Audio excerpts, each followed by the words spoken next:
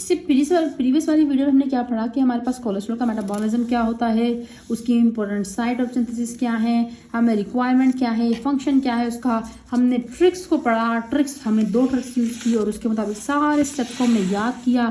अब हम ये देखने लगे हैं कि कोलेस्ट्रॉल की डिग्रेडेशन प्रोडक्ट्स क्या होते हैं और कोलेस्ट्रॉल को किस तरह से रेगुलेट किया जाता है, कौन कौन से फैक्टर्स से रेगुलेट करते हैं। ओके, तो देखो आपने अभी ना एक बात याद रख लेनी। वो बात क्या याद रखनी है कि जो कोलेस्ट्रॉल की सिंथेसिस जो मैं पहले बता चुकी हूँ, इसका रेट लिमिटिंग स्टेप क्या है। अगर आप थोड़ा सा वीडियो पॉज करके सोचें तो वो क्या था हमारे पास। अगर मैं आपको यहाँ पर दिखा देती हूँ, okay, if you are not remembered, वो क्या है हमारे पास, HMG CoA से बनना मेवलिनेट एंजाइम होता है HMG CoA, that is our reductase. Note the synthase जो होता है वो किस कीटोजेनेसिस की अंदर रेगुलेटिंग स्टेप होता है।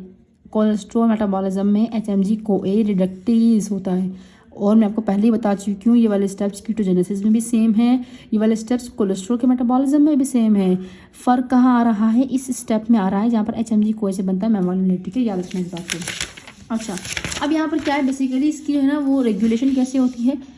तो रेगुलेशन की मैं बात कर लेती हूँ कि जो कोलेस्ट्रॉल का जो एंजाइम है ना, सारा का सारा काम इस पर डिपेंड करता है, HMG CoA रिडक्टेज। ठीक है, कोलेस्ट्रॉल की सिंथेसिस को अगर हम पॉजिटिवली बात करें, इस पर इन्फ्लुएंस करती है हमारी इंसुलिन।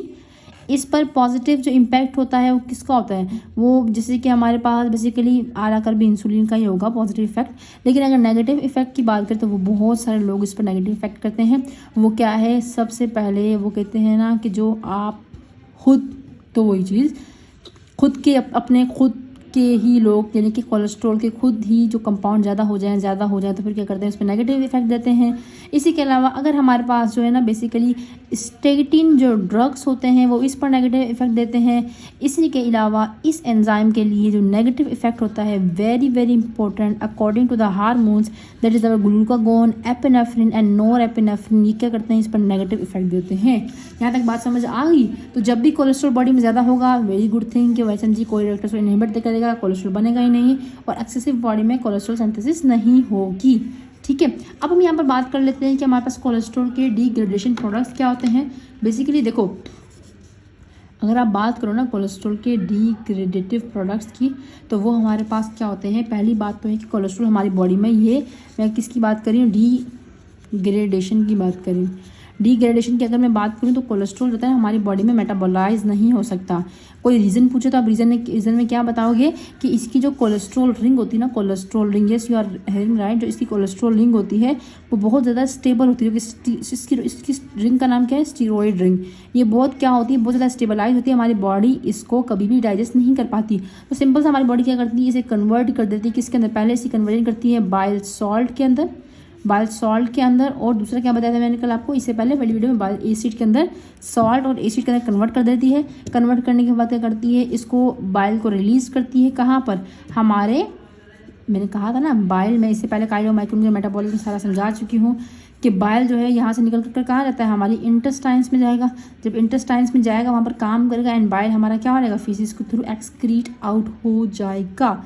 सो इसका मतलब क्या हुआ, इन the form of bile salt या बाइल एसिड हमारी बॉडी से क्या होता है, इंटेस्टाइन में जाता है, वहाँ से एक्सक्रीट हो जाता है in the form of faeces. लेकिन सम टाइम क्या होता है कि कुछ कोलेस्ट्रॉल जो है वो इंटेस्टाइन के अंदर जाता है और इंटेस्टाइन में क्या होता है, ये मॉडिफाई हो जाता है। मॉडिफाई कैसे होगा, with the help of special type of bacterias present inside the intestine, and वो क्या करते हैं, उसको कन्वर्ट कर देते हैं, उसको कोलेस्ट्रॉल को, यस, इसको किस में कन्वर्ट कर देते हैं, इसके आइसोमर्स के अंदर।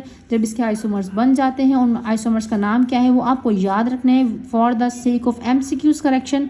वो क्या है हमारे, कोप्रोटेनोल, एंड इसका नाम क्या होता है, कोलिस्टेनल।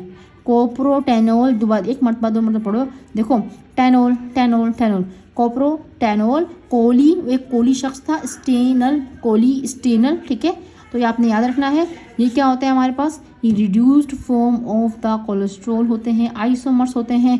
ये हमारी बॉडी से एग्जैक्टली एक्सक्रीट आउट हो जाते हैं। इन्हीं को हम कहते हैं क्या चीज़, इनको हम कहते हैं न्यूट्रल फीकल स्टीरोल्स। ठीक है, ये इंपॉर्टेंट है MCQs के लिए। तो हमने यहाँ तक डिस्कस किया कि हमारे पास किस तरह से कोलेस्ट्रॉल का मेटाबॉलिज्म होता है।